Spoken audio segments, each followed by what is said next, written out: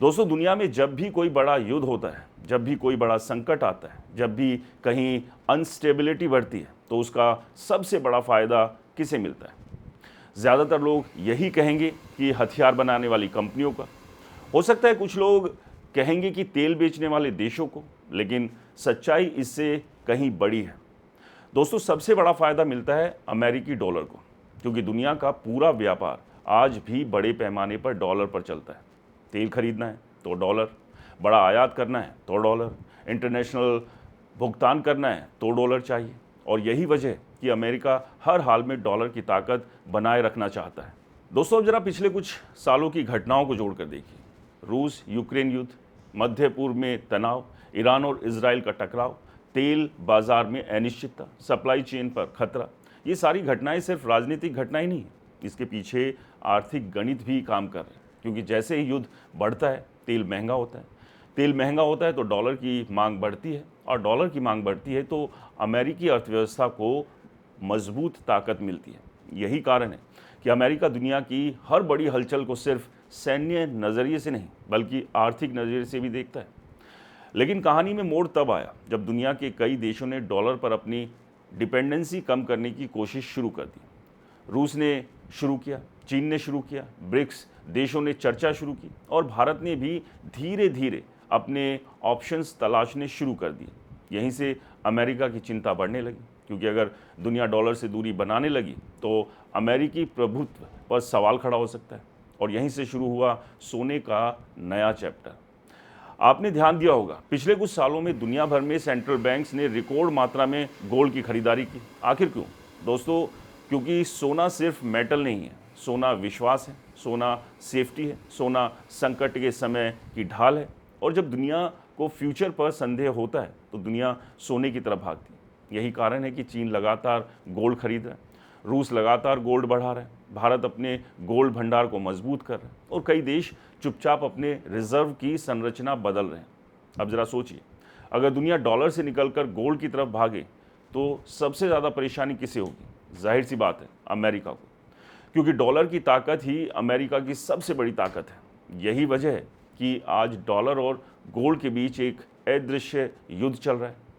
एक तरफ अमेरिका चाहता है कि दुनिया डॉलर पर निर्भर रहे, दूसरी तरफ कई देश चाहते हैं कि उनके पास डॉलर के अलावा भी दूसरे ऑप्शंस मौजूद रहने चाहिए।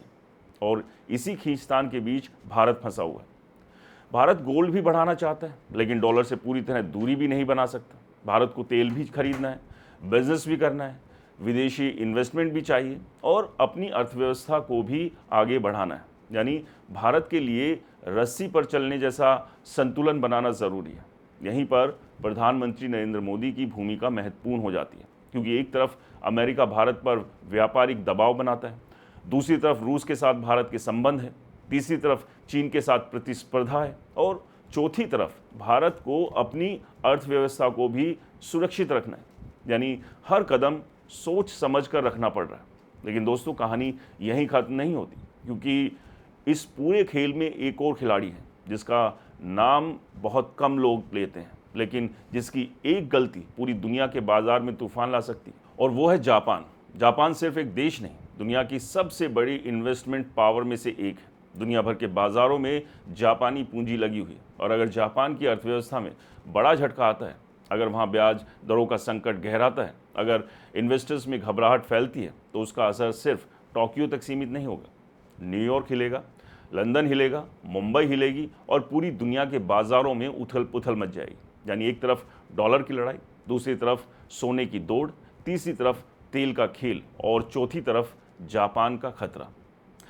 इन सब के बीच भारत को अपना रास्ता बनाना है, और यही वजह है कि आने वाले कुछ महीने सिर्फ आर्थिक नहीं, बल्कि रणनीतिक दृष्टि से भी बेहद इम्पॉर्टेंट होने वाले। दोस्तों, सवाल सिर्फ इतना नहीं है कि डॉलर जीतेगा या सोना। सवाल ये है कि क्या भारत इस वैश्विक आर्थिक युद्ध के बीच अपनी ताकत को सुरक्षित रखते हुए आगे बढ़ पाएगा। और अगर भारत ऐसा कर गया तो ये सिर्फ एक आर्थिक सफलता नहीं होगी, ये दुनिया की बदलती ताकतों के बीच भारत की सबसे बड़ी रणनीतिक जीत होगी। तो दोस्तों, अमेरिका अपनी पूरी ताकत से डॉलर की बादशाहत चाहता रहता है। दुनिया के कई देश उस बादशाहत से थोड़ा बाहर निकलना चाहते हैं, और भारत इन दोनों के बीच अपना रास्ता बनाने की कोशिश कर रहा है। यही वजह है कि हर युद्ध, हर ट्रेड डील, हर तेल संकट और हर आर्थिक फैसले के पीछे अब सिर्फ राजनीति नहीं बल्कि एक बड़ा आर्थिक खेल भी दिखाई दे रहा है। दोस्तों, भारत के लिए चुनौती आसान नहीं।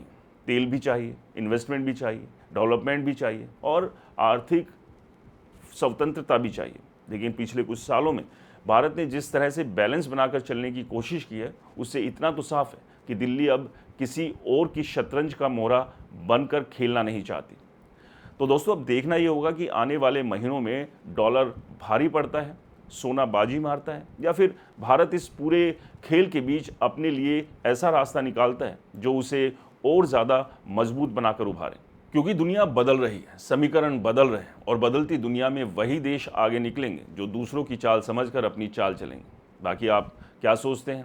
क्या आप आने वाले समय में डॉलर की ताकत पहले से जैसी रहेगी या सोना और वैकल्पिक व्यवस्थाओं उसे चुनौती देगी? दोस्तों, ये चीज़ें आने वाले समय में तय होंगी, लेकिन इतना ज़रूर है जिस तरह की स्थिति बनी है, जिस तरह से वॉर हुई और उसके बाद उस वॉर को टालने की कोशिशें लगातार हुई, ट्रंप और अमेरिका भी ये बात अच्छे से जानते हैं कि डॉलर को अगर मजबूत नहीं बनाए रखा तो आने वाला समय उनके लिए बेहद खतरनाक हो सकता है। लेकिन इस सब के बीच तमाम देशों ने भी ये देख लिया है कि अमेरिका किस तरह से अपना अड़ियल रवैया अपनाता है, सैंक्शंस लगा देता है, और इसी सैंक्शन से अब तमाम देशों को अब डर लगने लगा है क्योंकि बहुत सारा पैसा अमेरिका के पास डॉलर के रूप में मौजूद है। और इसी पैसे पे आपने देखा रूस यूक्रेन युद्ध हुआ, तब अमेरिका ने सैंक्शंस लगा दिए, और इन्हीं पाबंदियों के चलते तमाम जो देश हैं अपनी डिपेंडेंसी डॉलर से हटाना चाहते हैं। लेकिन अब समय ये तय करेगा कि क्या कुछ आगे घटता है। लेकिन दोस्तों, आपको क्या लगता है? क्या डॉलर ऐसे ही मजबूत रहेगा या आने वाले समय में तमाम देश और ख़ासतौर से भारत इसको लेकर कोई स्ट्रॉन्ग रणनीति बनाएंगे? सोने का भविष्य क्या है? क्योंकि लगातार उतार चढ़ाव देखने को मिल रहे हैं। फिलहाल अभी वॉर रुक गई है तो तेल के दाम घटे हैं इंटरनेशनल मार्केट में, लेकिन क्या ये वॉर फिर से शुरू हो सकती है? और अगर वॉर फिर से शुरू हुई तो आने वाला समय और कितना खतरनाक होगा? अपनी राय कमेंट बॉक्स में ज़रूर बताएं। दोस्तों, वीडियो पसंद आया तो इसे लाइक करें, शेयर करें और आपके अपने चैनल को सब्सक्राइब और फॉलो करना बिल्कुल ना भूलें। और हाँ दोस्तों, ये वीडियो सिर्फ नॉलेज और एजुकेशन पर्पज़ के लिए है। यहाँ इन्वेस्टमेंट की किसी भी तरह की कोई सलाह नहीं है, इसलिए मार्केट में जब भी और जहाँ भी इन्वेस्टमेंट करें 100 बार सोच समझ के करें, क्योंकि मार्केट एक छोटी सी खबर से ऊपर जाती है और एक छोटी सी खबर से नीचे भी गिर जाती है। इसलिए तमाम पहलुओं को समझें और उसके बाद ही अपनी मेहनत की कमाई कहीं पर इन्वेस्ट करें। फिलहाल मुझे दीजिए इजाज़त, मिलते हैं अगले फिर किसी इंटरेस्टिंग वीडियो के साथ। नमस्कार, जय हिंद।